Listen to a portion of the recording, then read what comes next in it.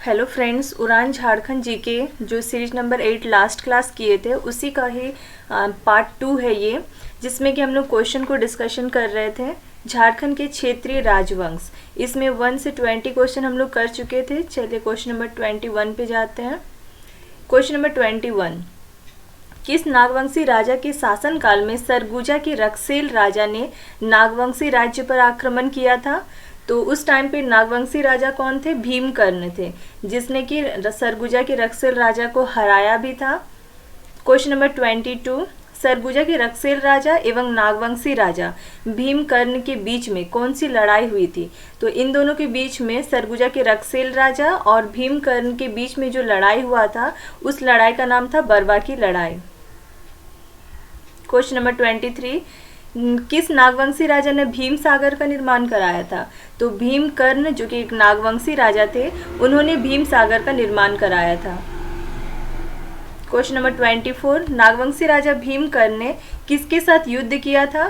तो भीमकर्ण ने सरगुजा के जो रक्सेल राजा थे, हे हई वंशी रक्सेल राजा, उसके साथ ही युद्ध किए थे। क्वेश्चन नंबर 25, किस नागवंशी शासक ने दोयसा को अपनी राजधानी घोषित की?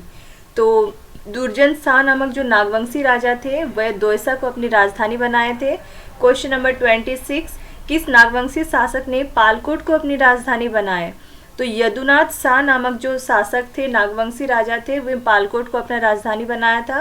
क्वेश्चन नंबर 27, किस नागवंशी शासक के समय नागवंशी राज्य की राजधानी जो थी वो रातूगढ़ थी? तो ये ऑप्शन सारे चारों के चारों ऑप्शन गलत है। तो आंसर इसका है प्रताप उदयनाथ शाहदेव। तो जब प्रताप उदयनाथ शाहदेव राजा थे तो अपनी राजधानी वे रातूगढ़ बनाए थे।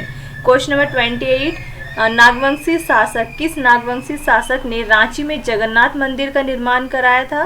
तो एनी शाह नाम के जो नागवंशी राजा थे, वे रांची में जगन्नाथ मंदिर का निर्माण कराए थे। और किस वर्ष कराए थे? तो 1691 ईस्वी में जगन्नाथ मंदिर का निर्माण एनी शाह ने करवाया था। क्वेश्चन नंबर 30,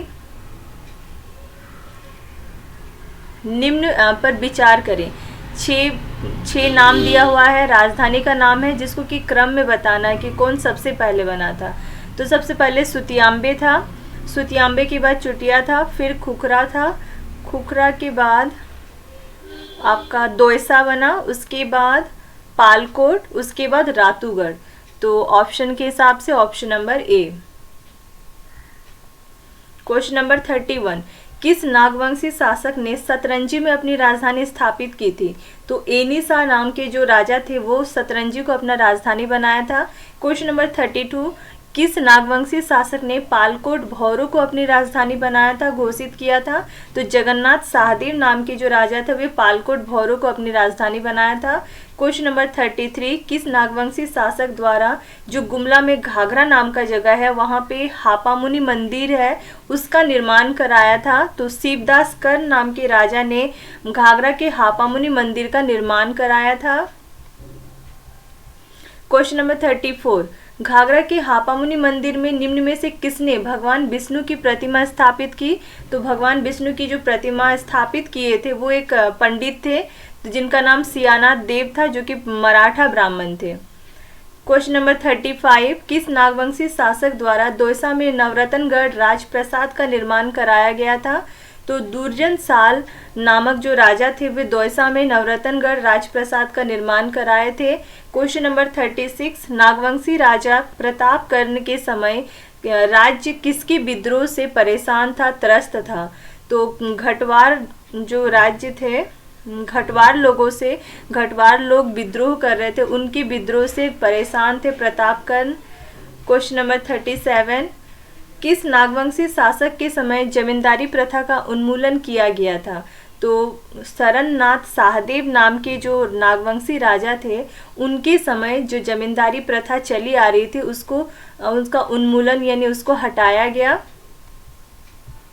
क्वेश्चन नंबर 38, कौन से नागवंशी शासक बहादुर शाह प्रथम के समकालीन थे? तो इनमें से राम शाह जो थे, वे बहादुर शाह प्रथम के समकालीन थे।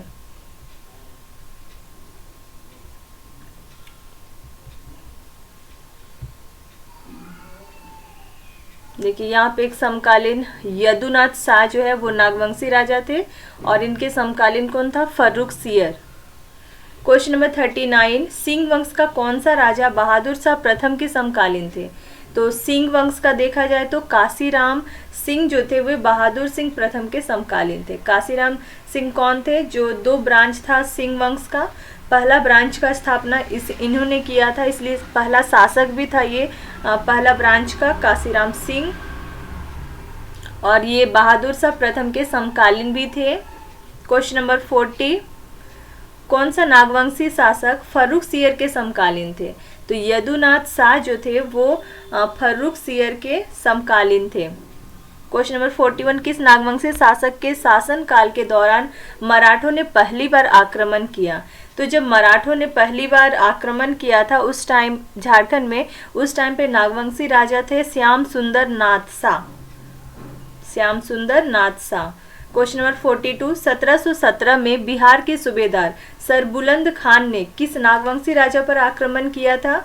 तो 1717 ईस्वी में बिहार का जो सूबेदार था सरबुलंद खान ने यदुनाथ शाह नाम के जो राजा थे नागवंशी राजा, उन पर आक्रमण किए थे। क्वेश्चन नंबर 43, किस राजवंश ने पलामू पर सर्वप्रथम अपना आधिपत्य स्थापित किया? तो रक्सेल वंश ने पलामू पर सबसे पहले अपना कब्जा किया था, आधिपत्य किया था। उसके बाद रक्सेल वंश को हरा के चेरू वंश आया था। क्वेश्चन नंबर 44, रक्सेल वंश कितनी शाखाओं में बटा हुआ था? तो रक्सेल वंश जो है उसके 2 शाखाएं थी, और जैसे कि सिंह वंश का भी 2 ही शाखा, उसी तरह रक्सेल वंश का भी 2 ब्रांच 2 शाखा था। और रक्सेल वंश के लोग 45 में है कि रक्सेल वंश के लोग स्वयं को क्या मानते थे? तो रक्सेल वंश के जो लोग थे वो खुद को राजपूत मानते थे। क्वेश्चन नंबर 46, रक्सेल वंश के शासन के दौरान किस जनजाति की आबादी सबसे ज़्यादा थी? तो खरवार जनजाति की आबादी जो थी वो सबसे ज़्यादा थी। रक्सेल वंश का जब शासन चल रहा था उस टाइम उनके एरिया में यानी पलामू एरिया में कोरवा, गोंड और खरवार जनजाति के लोग रहते थे, जिसमें से खरवार जनजाति की आबादी जो थी वो सबसे ज़्यादा थी। क्वेश्चन नंबर 47, कौन रक्सेलों के समय खरवार का शासक था? और ये जो खरवार जनजाति के लोग बहुत सारे थे तो उनमें भी एक राजा था, उनका भी एक शासक था जिनका नाम प्रताप धवल था। खरवार जनजाति का शासक प्रताप धवल था। यहाँ देखिए समकालीन रामशाह जो कि एक नागवंशी राजा थे, उनके समकालीन कौन था? बहादुर शाह प्रथम। और रामशाह के ही समकालीन कौन थे? औरंगजेब। औरंगजेब के समकालीन कौन था? रघुनाथ शाह जो कि नागवंशी राजा था, और दूसरा नागवंशी राजा में रामशाह। तो औरंगजेब के 2 समकालीन थे, एक रामशाह और दूसरा रघुनाथ शाह। रामशाह के समकालीन थे बहादुर शाह प्रथम। क्वेश्चन नंबर 48, किस वंश के शासकों ने रक्सेलों को पराजित कर पलामू में अपना साम्राज्य स्थापित किया? तो चेरू वंश के राजा ने क्या किया? रक्सेलों को हराया और पलामू में खुद का कब्जा कर लिया, यानी पलामू में अपना साम्राज्य स्थापित किया चेरू वंश। क्वेश्चन नंबर 49, पलामू के चेरू वंश की स्थापना किसने किया? तो पलामू में जो चेरू वंश का स्थापना हुआ वो भागवत राय के द्वारा किया गया था। क्वेश्चन नंबर 50, पलामू में चेरू वंश की स्थापना किस शताब्दी में की गई थी? तो ये 16वीं शताब्दी में की गई थी। पलामू में चेरू वंश की स्थापना जो है वो 1572 एडी में हुआ था, और 1572 मतलब 16वीं शताब्दी में देखा जाए तो 16वीं शताब्दी। क्वेश्चन नंबर 51, बिहार के सूबेदार फर्रुख-उद-दौला द्वारा किस वर्ष छोटा नागपुर पर आक्रमण किया गया? तो बिहार का जो सूबेदार था फखरुद्दौला, उनके द्वारा 1730 ईस्वी में छोटा नागपुर पर आक्रमण किया गया था। क्वेश्चन नंबर 52, फखरुद्दौला के आक्रमण के समय नागवंशी शासक कौन था? तो जब फखरुद्दौला जो है बिहार के सूबेदार थे, वे जब झारखंड के छोटा नागपुर एरिया पर आक्रमण किए उस टाइम पे नागवंशी राजा शिवनाथ शाह था। Question number 53,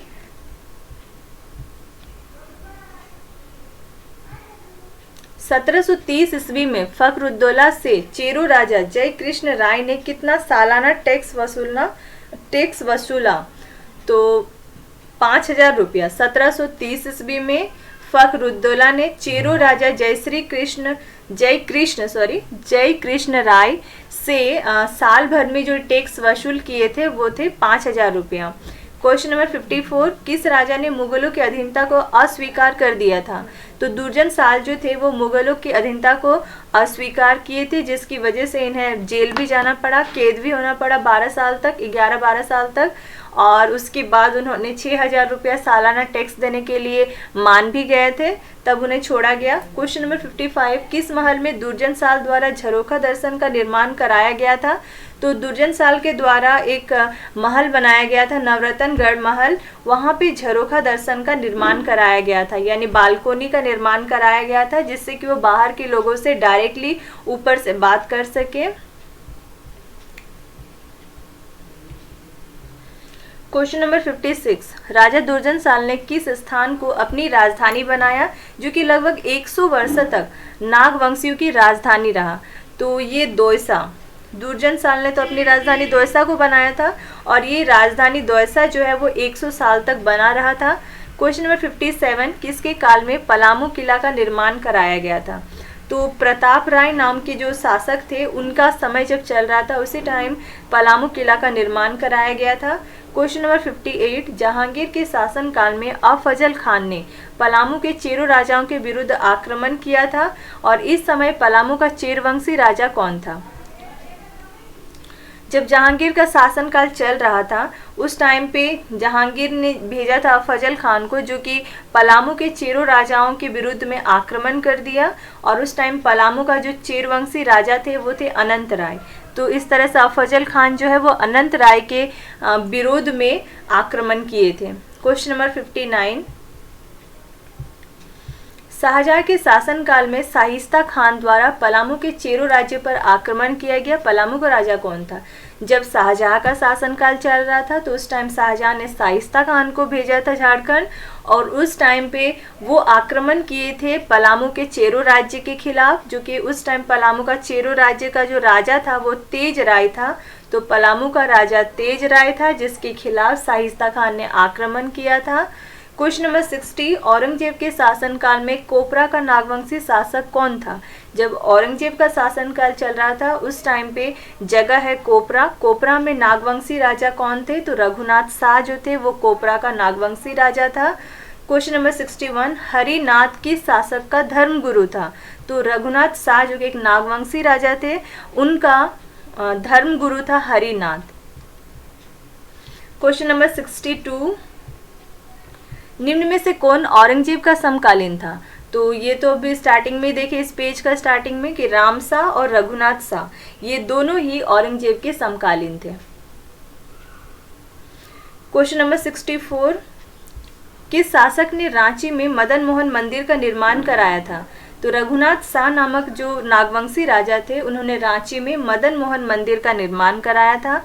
question number 65, Raghunath Shah के शासनकाल में रांची के चुटिया में राम सीता मंदिर का निर्माण किसने कराया था?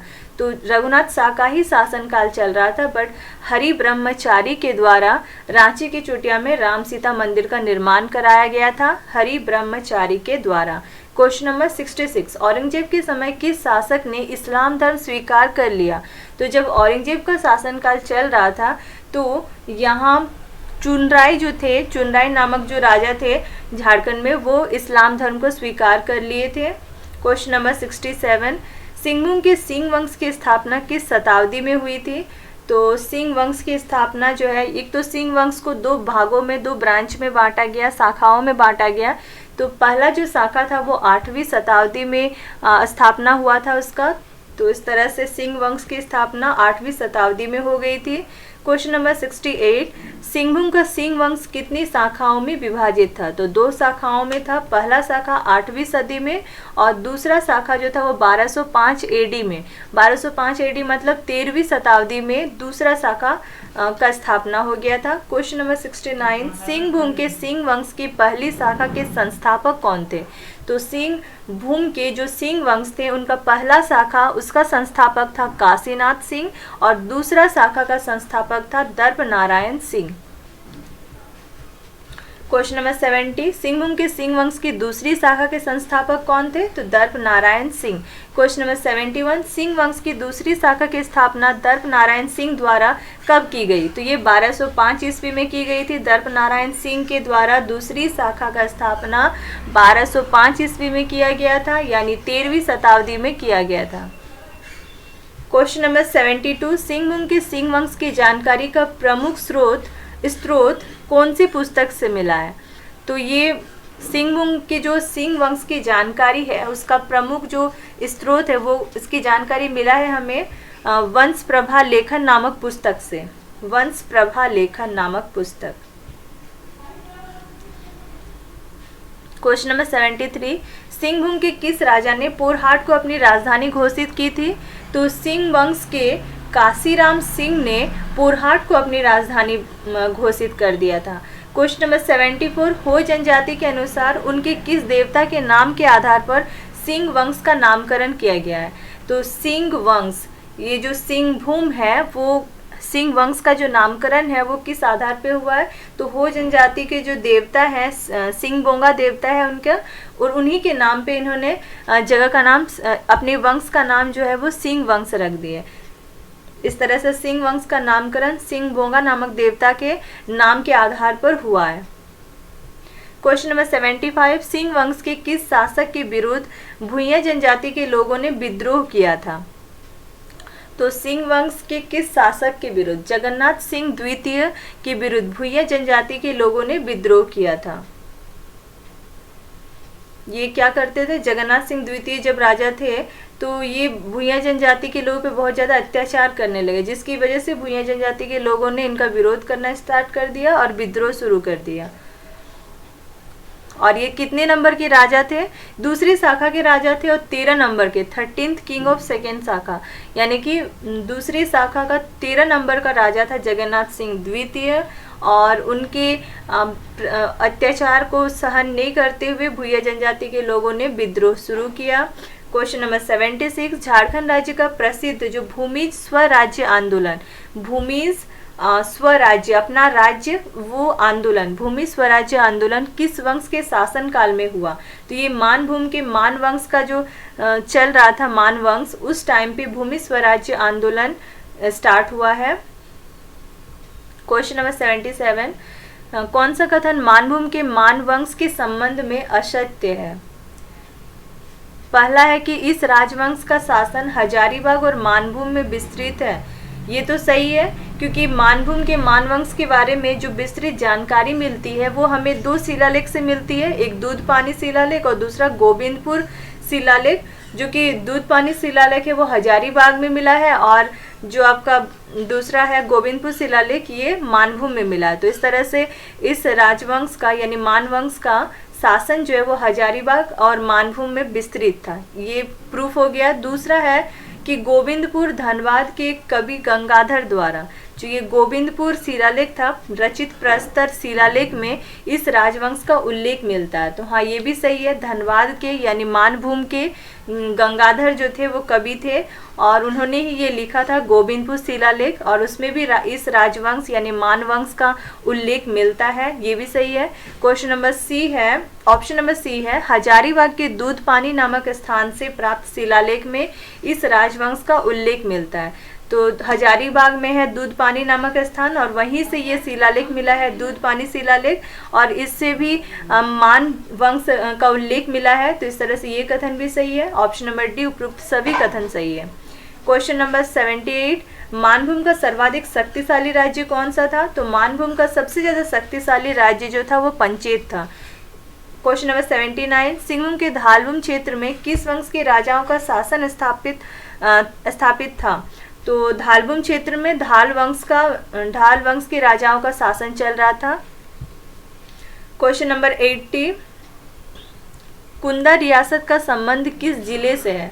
तो कुंदा रियासत का जो संबंध है वो हजारीबाग जिले से है। क्वेश्चन नंबर 81, रामगढ़ राज्य की स्थापना किसने किया था? तो रामगढ़ राज्य की स्थापना बागदेव सिंह ने किया था, और कब किया था? 1368 ईस्वी में किया था। क्वेश्चन नंबर 82, बागदेव सिंह द्वारा रामगढ़ राज्य की स्थापना कब की गई? 1368 ईस्वी में की गई।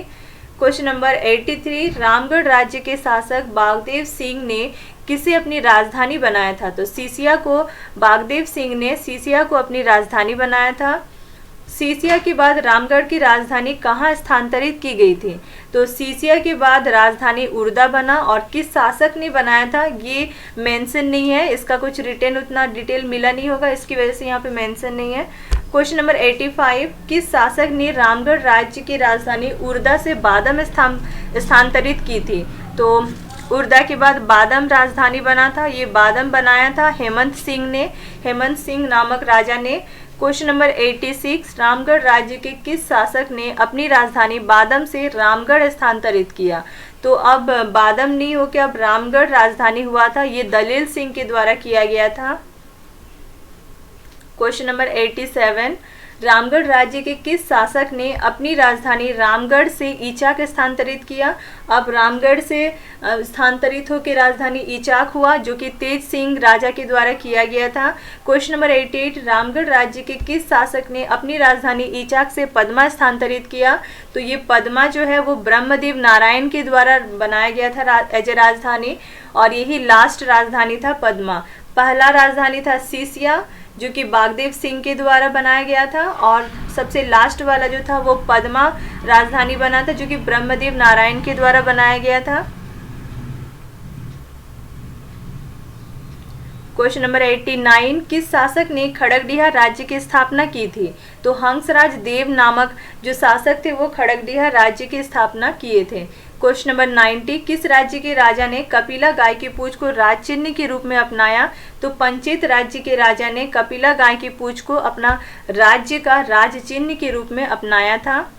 देखिए यहाँ पे वही चीज़ है, राजधानी है रामगढ़ राज्य की राजधानी, पहला सीसिया बागदेव सिंह के द्वारा बनाया गया, फिर राजधानी उर्दा, ये मेंशन नहीं है किसके द्वारा बनाया गया था। उसके बाद उर्दा के बाद बादम राजधानी बना हेमंत सिंह के द्वारा, फिर राजधानी रामगढ़ बना दलेल सिंह के द्वारा, फिर राजधानी ईचाक बना तेज सिंह के द्वारा, फिर फाइनली सबसे लास्ट में पद्मा राजधानी बना, जो कि ब्रह्मदेव नारायण के द्वारा।